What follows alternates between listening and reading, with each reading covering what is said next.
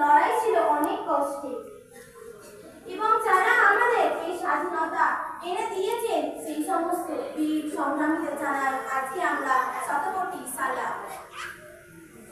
যেমন মহান সংগ্রামীরা মাতঙ্গিনী হাজরা, মহাত্মা গান্ধীজি, নেতাজি সুভাষচন্দ্র বসু, ঝাঁসি রানী লক্ষ্মীবাই, ভগৎ সিং, সর্দার বল্লভভাই প্যাটেল, জওহরলাল নেহেরু থেকে শুরু করে বাবা সাহেবের আম্বেদকর, মৌলানা শওকত আলী, মৌলানা আবুল কালাম আজাদ, আশফাকুল্লাহর মতো, তিতুমিরের মতো, মৃত্যুঞ্জয় ক্ষুদিরাম বসুর মতো হাজারো হাজারো মানুষ, সাধারণ মানুষের সংবদ্ধ লড়াই এনে দিয়েছেন এই ভারতের স্বাধীনতা।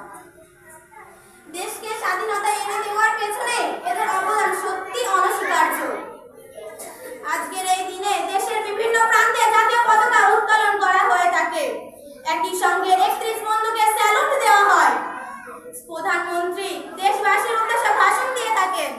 সেনারা প্রধানমন্ত্রীকে স্যালুট জানায়, প্রধানমন্ত্রীকে এই দিনে স্যালুট জানায়। মাননীয় প্রধানমন্ত্রী দিল্লির লাল কেল্লায় পতাকা উত্তোলন করে এবং দেশবাসীর জন্য আরো ভাষণও দিয়ে থাকে। আজকের এই দিনে দেশের বিভিন্ন প্রান্তে জাতীয় পতাকা উত্তোলন করা হয়ে থাকে। আজকের এই দিনে দেশের কল্যাণের জন্য নিজের কাছে